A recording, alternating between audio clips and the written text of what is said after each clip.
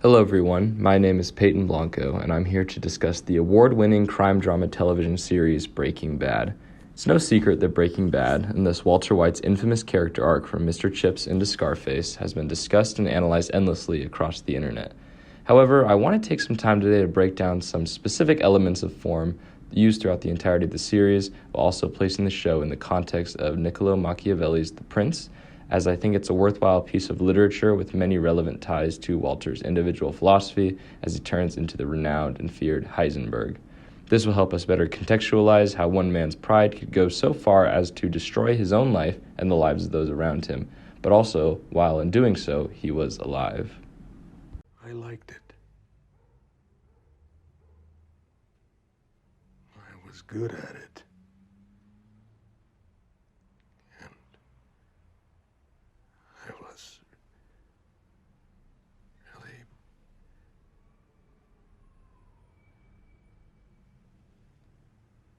was really alive.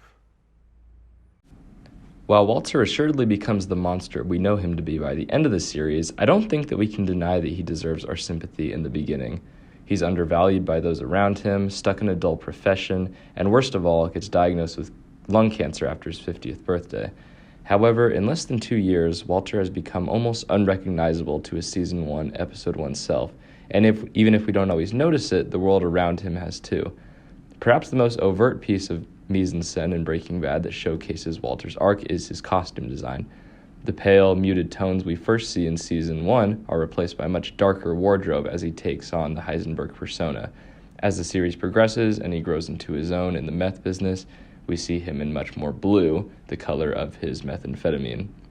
As he transcends into the Machiavellian ruler of a meth empire that we see in the first half of Season 5, the darker tones return, only for us to go full circle as he leaves the business and his cancer returns, yet again donning the pale beige.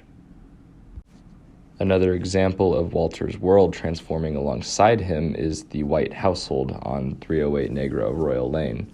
Starting off as a traditional middle-class home, the environment soon becomes corrupted as Walter drags his other life into his personal, even if he doesn't mean or want to. By the end of the series, the White household very well may be a cave. Scenes that used to be shot like this are now shot like this, as the characters become morally corrupted and the family deteriorates from within. All I can do is wait. That's it. That's the only good option. Hold on. Bide my time. And wait. Wait for what? What are you waiting for? For the cancer to come back. On the topic of spaces, perhaps an even more transfixing example isn't inside the house, but rather just out back. One of the noticeable tropes of Breaking Bad is that terrible things always seem to be happening out around swimming pools. When attempting to decipher what this means, the answer perhaps lies within Walter's interiority himself, and his inherent need for total control over what he's known to describe as contamination. Knowing Season 3's Fly episode, we know that this contamination is rather just a stand-in for Walt's guilt over the actions he's done throughout the series, one of those notably being letting Jane die at the end of Season 2.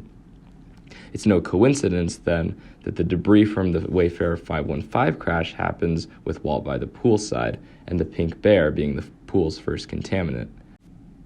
The same poolside comes up again and again throughout crucial times in the show, from the reveal at the end of Season 4 that it was Walt who poisoned Brock, also Skyler's suicide attempt in Season 5.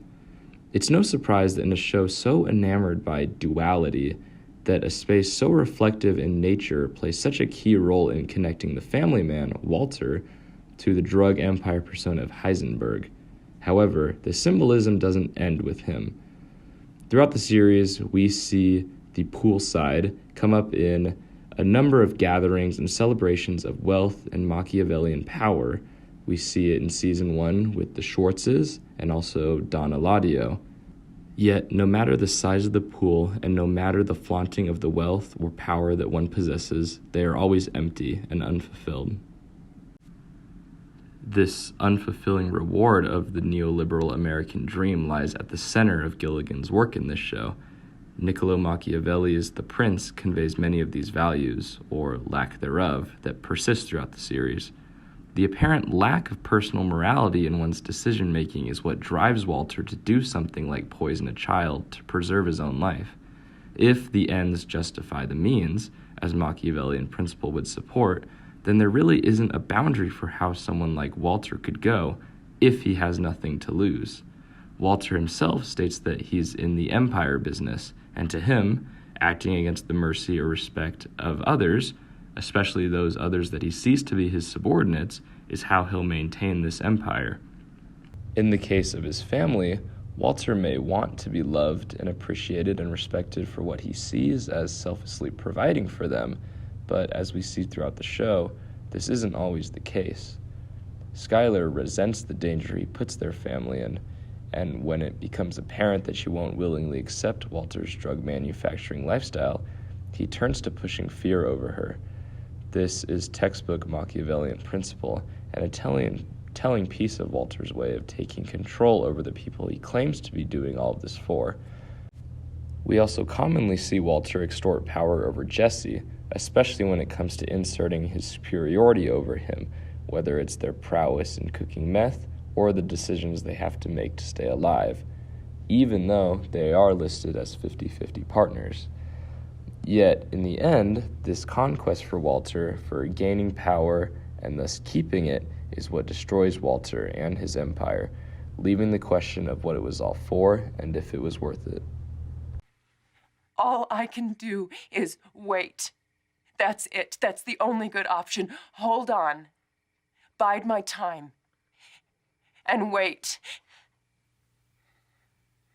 Wait for what? What are you waiting for? For the cancer to come back.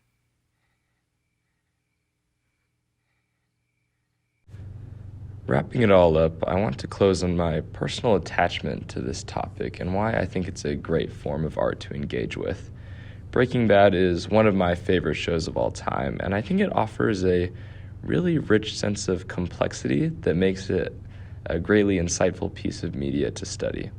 Furthermore, I think a part of what makes Walter White such a compelling protagonist and such a memorable figure is that there are multiple ways that someone could examine his transformation. Not only is there such a depth to the symbolism and visual imagery of the show, but there's also a powerful philosophical lens towards the pride and ego of one man and the destructive nature of possessing those traits. In my mind, pieces of media like this are important to study with a careful view of what it means and how we can take the lessons of Walter White and Breaking Bad and build values beyond the Machiavellian standard of law. Thank you for listening, and I hope you enjoyed.